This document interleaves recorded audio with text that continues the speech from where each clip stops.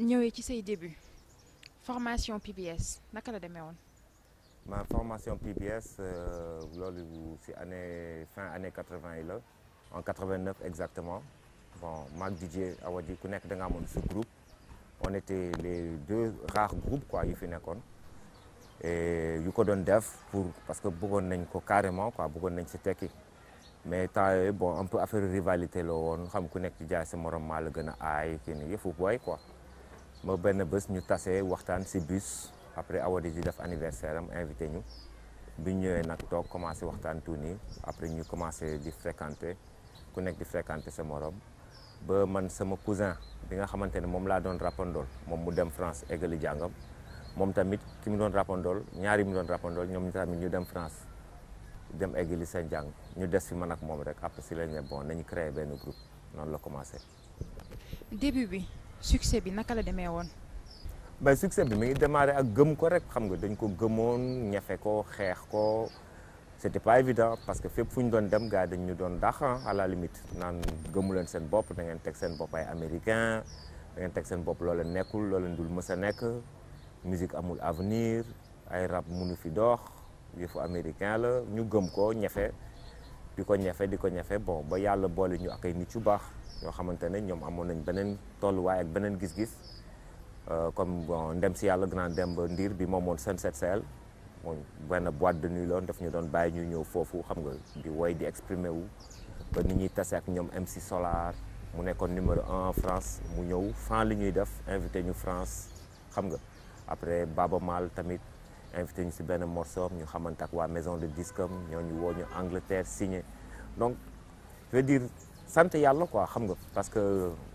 bi affaire bi commencé dox dëgg-dëgg gars yi gis nañ ne que on avait raison d'y croire après defoon nañ benn single si ak waa Revue Noire ak centre culturel français de Dakar ñu amoon si benn titre compilation loon boo amoon artistes yu bëri mais ñun rek ñoo si nekkoon rappeur mu tuddoon Dakar 92 ñu amoon benn morceau bu tuddoon bañ bëgg moom lañ tuddee après Jokko ku bëgg naa Jokko ku bañ bëgg naa Jokko ñun duñu PS duñu PDS ñu ne PBS affaire yooyu mu nekkoon sama boo xam ne dañu doon kaasal askan wi xam nga wax gars yi carrément ñun du affaire partisan affaire patriote la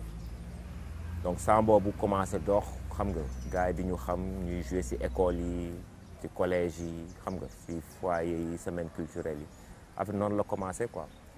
début yi est-ce que yow sa côté parent da nga ko nen. man sama parents amuñu problème boobu ils ont toujours été très ouverts sama papa du woon musicien professionnel mais c'était un excellent guitariste sama papa aviation la doon jobee Air Afrique mais bu doon entre deux voyages bu fi doon nekk ay musiciens yu bëri dañ fi daan tase xam nga ñoom Baba Maal Ndiaga Mbaye xaritam la woon ñoom Mansour Seck ñoom ñëpp dañ doon toog fii di laq ay yàpp di jouer di li gars di woowee bëf quoi muy téye guitare am di jouer ak ñoom il aimait ça donc mu amoon collection disque bu bëri tamit quoi xam nga man dama màgg si musique bi quoi di déglu fan ko si doon jouer di gis musiciens yi sama yaay tamit bon amuloon problème au début daf ma ne eggalil sa jàng mais bi année blanche bi ñëwee ñëpp war a redoubler xam nga ñi waroon def bac defuñu ñi waroon def BFM defuñu kii tout ni ñu commencé di clash Abdou Diouf parce que moo fi nekkoon ba pare traité woon ñu de jeunesse malsaine ñu gis suñu bopp maire bi nee ma bon bu fekkee ne daal gëm nga ko vas-y mais bul commencé loo fas te yéen eggale bu dee di nga ko eggale nga dem bu dee nag naroo ko eggale nga bàyyi dee maintenant. te fa nga yem après yeggali woo sa jàng bac nga yem. waaye kenn mënuñu ko sax passé. ñu ko passé parce que voilà y avait l'année blanche y avait les grèves et puis tout ça et mere woon nañu vraiment président bi quoi mere woon nañ ko mais bon xëy na sortie boobu mu def man moo ma pousse. tax na jeunes yu bëri même à part man même ñu deful musique gis jeunes yu bëri gis seen bopp mer gën a fas jom pour prouver que ne on n'était pas une jeunesse malsaine donc ça a changé beaucoup de choses quoi. dégg ci suñu fàttalikoo nga nekk jeune am style autoproclamé wu l'homme le mieux sapé bu ñu fàttalikoo le mieux sapé du hip hop naka la bu ñu fàttalikoo sa jeunesse naka la demee woon ak xale yu jigéen ñi dégg ci bëgg solu am succès. non honnêtement man musuma autoproclamer que man maa gën a lii wala maa gën a lii nit yi ñoo ko doon wax xam nga nit yi ñoo ko doon wax gëli naan c'est le plus sexy ñii naan c'est le mieux sapé parce que bof tamit man dama mës a bëgg di correct di sol lu baax lu rafet lu kii quoi te loolu def naa sax si yiw la bokk te si jaamu yàlla la bokk. suñu ñëwaatee PBS yow ak Awadi ban moment ngeen arrêté liggéey yéen ñaar. si début année 2000 yi la ñu arrêté. année 2000 ndax lan. ben parce qu'on pouvait plus continuer on voulait faire des choses différentes ku nekk. loo bëggoon def. sama musique comme ni ma ko gisee amatuñu woon même vision au niveau de la musique. ñaata temps ngeen am. de 89 déjà à 2000 rek ça fait 11 ans. ba ay 2002 waaw ay 13 ans. ngeen ñëw ba 13 ans ngeen soog a xam ne mënatoo leen liggéey. waaw parce que boobu musique bi mi ngi évoluer ku nekk yaa ngi découvrir si yow li nga ay aptitudes yu différentes par exemple bi ñun commencé rap kese lañ doon def man maa commencé indi woy ci rap fii Sénégal di def ci carrément rap di woy en même temps après dem côté reggae bi dugguma après dem suñu centre d'intérêt loolu day am si ay nit ngeen dem ba seen centre d'intérêt yi wala sujet yi ngeen di aborder day différé parce que ñaari nit yu ñuroo teg mënuñu def dara mu sotti parce que day monotone et puis du am échange te loolu moo nekkoon richesse PBS. man dama amoon sama succès bi tamit succès xam nga succès bi ku nekk nit ñi ku nekk dañuy jéem a xam nga rek Sénégal non demalal sa bopp ci ngay gën a kii succès beeg xaalis est-ce que tamit loolu bokk ci parce que groupe yu bëri yu tas loolu ci la bokk. ah xëy na groupe à un moment donné duñu mën a cerner succès bi. non du papa ñun demewul noonu et puis bon le succès comme ni nga ko waxee c'est un luxe que les autres ne pardonnent pas loolu c'est dans tout c'est pas seulement en musique en politique en sport en économie lépp boo amee ndam moom ñu bëri duñ la ko baal xam nga mais nous on était assez matures on avait choisi d'être ensemble de faire ce groupe-là à travers ce groupe on a réalisé beaucoup de choses on a fait connaître beaucoup de groupes on a aidé beaucoup de gens on a fait travailler des gens à un moment on a pris nos carrières solo parce que musique dafa am carrière de groupe am carrière solo. sama yaay dafa yàgg sonn si man comme yow j'imagine ak keneen yaay kenn mënu ko fay yow tey jii nii boo doon dox ba fàqasalu sax wala ba dara dal la doone woy sama baay woy sama ndey nga doo xam lu la koy wax loo yaay moo fort si nit. gis nga cordon ombilical ñun dañuy gis nii si zahir que ne dañ koo dagg mais cordon ombilical si diggante ak sa yaay kenn mënu ko dagg kooku baatin la c'est que bu ko si yàlla defee xëy na pour ñu gis nii rek ne que ne yow ce lien direct sa yaay la médecin yi dañ ko dagg mais sa yaay lu mu la mere dina la baal lu mu la bëgg boo defee loo war a def dina la tere sama yaay depuis le début sama yaay musul arrêté jàppale xam nga ñun ay alpulaar lañu te suñu mbokk yi ñu si bëri bi mu doon def musique dañ doon wax yow tooroo doo nga waroo def musique am na sama yaay dégg naa ay affaire tout nii et elle est fière de ses origines mais elle est très ouverte aussi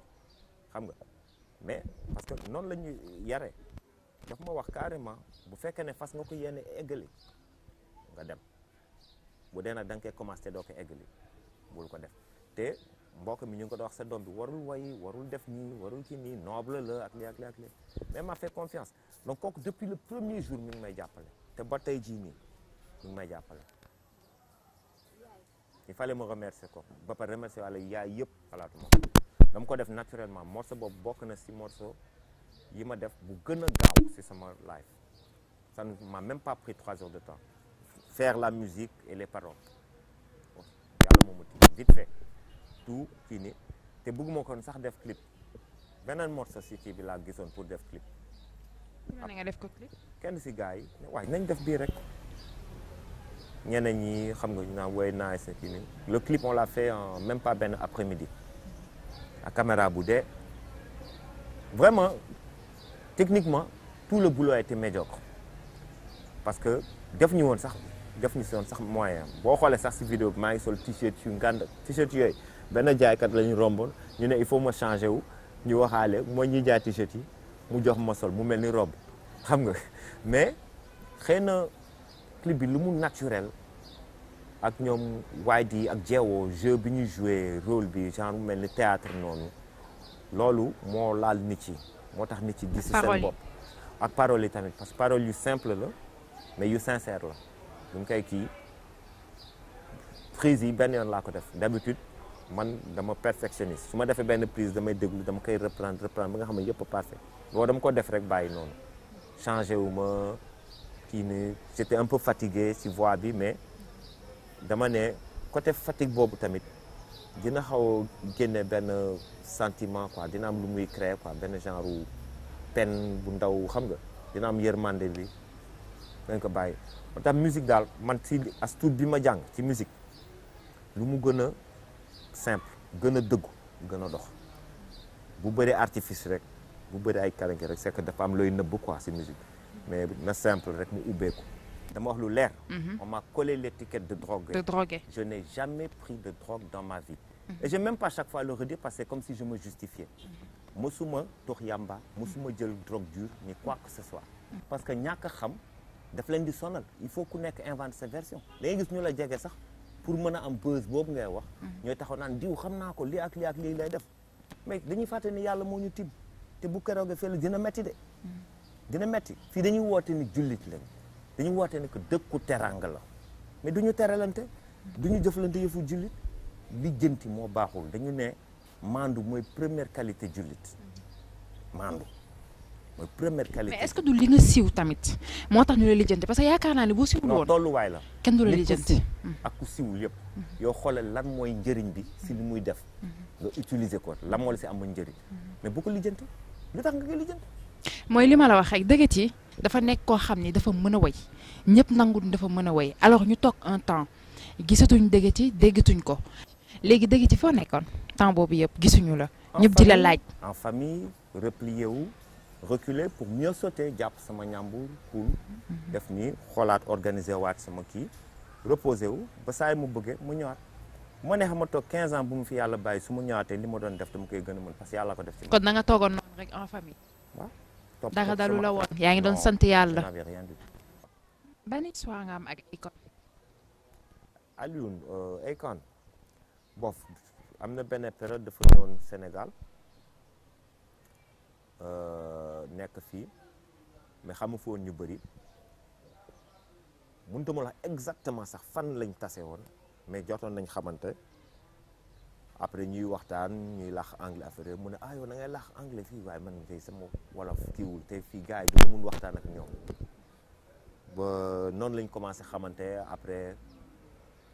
mu ne dégg naa da ngay rap affaire yooyu déggul naa say affaire nice affaire yooyu tout man ak yow nag mu ne ah man dama koy def nii rek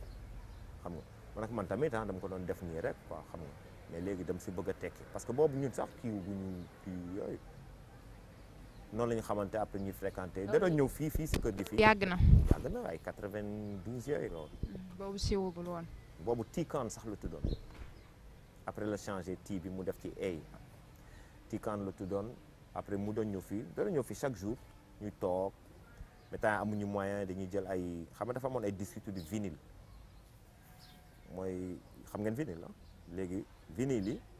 phase bi bu doon am version instrumentale bi version originale bi beneen phase di am version instrumentale léegi ñun yooyu lañ doon jël di si enregistré di ci way di freestyle di wax lu ñuy wax waxu dofa lu nekk mais noonu ba après bon mu may wax mais gaañ yow da nga am talent quoi ma nekk yow tamit am nga talent mu ne yee mais xam nga rek man moom mu koy def nii bon temps yooyu xam nga il traînait pas avec les bonnes personnes moo tax mu ñëwoon fii toog ressourcé wu xam nga mais man bu mu ko déggee xam naa ne gaañ bi mën na si génn après si laa ko ne yow bësal ci musique bi parce que yow seen dëkk foofu yomb na quoi vous avez tout ce qu'il faut te man gëm naa ne boo ko gëmee di nga dem fu sori quoi yëg-yëg la woon rek nag quoi après noonu xam nga ñun ñu jël suñu boor ñun ñoo ko njëkk a tàq sax après moom mu ñëw bi ma déggee premier single am bi Apparitions of Nature ma déglu ko ma ne saa ay dem na mais boobu doxuloon dox bu grave te pourtant c'est l'un de ses plus beaux morceaux après nag si la ñëwaate nag ba bu ñu génnee ay yeneen sound ñu commencé dox mu enchaîner et j'étais fier parce que c'était le seul africain waxuma le sénégalais mais africain bu am loolu biir États-Unis nekk li ma metti woon mooy ñaata yoon yoroon na ay meilleure vente meilleur single te gars yi daaw ñu ko jox award loolu xam nga mooy award mooy seen trophée yooyu mais daf ma metti woon ma ne mais ñi dañu raciste xam nga le frère il est en train de montrer à tout le monde que talent amul nationalité amul kii mi ngi def affaire bi mieux que ñoom mais joxuñu ko mais bon Amérique moom mel noonu moo am ay réalité am mais bañ bëgg ils ont tous reconnu après. Marié? Non, divorcé. J'ai été marié. Tu as été marié, divorcé. Ouais. Depuis combien d'années? Waaw ça fait un bail. looy Ma xaar fille, elle a 17 ans. Ah lan ngay xaar depuis sa xaar. depuis sa maa ngi si de maa ngi wut de maa ngi wut de. xale yi ya ah. nañ non ñëw rang wala yooyu si film yi la. ah yooyu amul affaire rang yooyu. waa non. kon léegi xëy na bi ñu gën a nekk booy mais ñooñu ay autographe lañ doon wut wala affaire yi am ñu doon comme ni nga doon wax sànq am ñu leen ne man dama la nopp danañ ko ne carrément sax na si non moom dag maa fan dag maa fa xam nga boo ma miinee léegi waxuma samay turu maam soo doxal rek ma dox d'accord xam nga nga ne sa doom am na 17 ans kon bi nga marié woo yàgg na yeah man dama teel a marié sama doom 2000 la judd da nga teel man ay 98 la marié est-ce que du divorce bi genre moo metti woon ba ñemewaatoo dugg ci affaire yi non man ragal ma dara yàlla rek mais noo ko dundee jot naa ngoro ak ay nit ñu dem kii nii mais xëy na jotul woon quoi parce que la preuve mooy ñooñu même bu ma nekk tulee ak ñoom on est comme des frères et sœurs xam nga je Mais- parle en tant que croyant du question kiiwuma ko bëgguma ko mais dax xam naa dama gëm benn affaire lu jot yomb comme ni ko sëñ Fall waxee lu jot yomb divorce bi metti woon ah benn séparation neexul munoo nekk ak nit na nekkee jeune waaw on était jeunes quand on se mariait xam nga on était jeunes neexuloon mais tey jii nii li si gën a intéressant comme ni ma la ko waxee mooy on est super amis honnêtement dañuy waxtaan kuy def may laaj conseil tout nii ma jàppe comme son frère yeah. Et puis nice am benn ba sax ñu gisante woon si benn club la dama fàttali bi defe naa tëj na sax foofu amoon billard bi la si côté Almadies bi après ñu doon waxtaan ni mu ne am il faut ñu def benn affaire man ak yow ma ne ko boobu dina tàng boy mu ne woy il faut ñu def benn affaire quoi après nag bon on en a parlé bi ma demee États-Unis si même année bi daan naa ko dégg téléphone mais après son numéro avait changé yónnante woon nañ quelques mails suñu kii changé tamit bon dama nekk xëy na jotagul rek quoi voilà d'accord mais c'est un gars que je respecte beaucoup honnêtement parce que ñafe na ko quoi si rab bi Rabbi, il a changé de forme. Il y a beaucoup plus de facilité maintenant avec la technologie. Donc, il y a beaucoup plus de produits, mais honnêtement, moins de productivité. OK? Il y a une nuance entre le produit et la productivité. Ça n'a rien à voir. La productivité, c'est au niveau du contenu, au niveau de l'art, du talent. Aujourd'hui, c'est facile, par exemple, de chanter et que ça sonne bien. Hein? Il y a des settings, comme on dit, hein, avec les tables de mixage où tu chantes, même si tu dégammes, tu es en fausse note, ce qu'on appelle auto-tune ou vocoder. Okay? Aujourd'hui, le rap, dañuy jël sa voix découper ko def ni tout ba mu tegu si temps bi moo tax beaucoup d'artistes aujourd'hui ne font que du playback. Ils ne font pas de live, du jeu en live ni. Mais par contre, société bi dafa changer, donc il faut musique bi changer. tey jii nii ñun thème yi ñu doon aborder ak thème yi gars yi di aborder tey bokkutul parce que adduna bi si boppam moo changé même États-Unis c'est comme ça ay temps da nga doon dégg ay Public Enemy yu doon kaasal noir yi di kaasal xam nga vraiment askan wi ak tout nii tey jii foofu le rap est devenu beaucoup plus individuel ku nekk sa bopp ngay waxal comme fii tamit sama lii sama lee maak sama ñii ma kii dana mais li ma si xaw a reetaan loo ba da ngay gis par exemple booy tooñu ma leen mais da ngay gis booy bu leen naan waa damay lii damay lee mais fekk lekkul naanu donc boo leen amee as tuut si musique bi jëm leen ngeen investir si beneen affaire parce que voilà conseil boobu laa leen di jox xam nga yaa xam da ngay ubbi boutique yaa xam da ngay ubbi restaurant yaa xam da ngay ubbi lu mën doon investiral wala nga uti benn tool xam nga investiral parce que du wéy quoi xam nga rek on ne sait jamais il faut mieux vaut prévenir. Nouvelle génération. Projet yi maa ngi job suma album. L'album s'appelle Jom léegi mu génne incha allah fii ak fin d'année peut-être même un peu avant ñu ngi si job donc li si des bëreetul ñu ngi finaliser di ngeen am benn clip benn nouveauté temps yi tamit benn vidéo bu bees yàggatul et ñu ngi job aussi si sama festival bi mu tudd Cap Sival le festival de Sicap comme ni ñu ko defoon première édition bi y avait des artistes yu jógoon si banlieue bi jóge si région et tout parce que bien que Cap si la mais c'est pour tout le monde xam nga. Seulement que ñun ñooy dalal waa banlieue ñooy dalal waa région yi xam nga voilà quoi ñoom c'est les invités nous sommes les autres et voilà quoi pour l'instant si ñaari projet laay jot. ñu xaar single bi si lan si waxu mbëggeel lay wala parce que gis na da nga sentimental temps yi. bu ñëwee rek di ngeen xam. incha allah surprise. ok merci. jaajëf.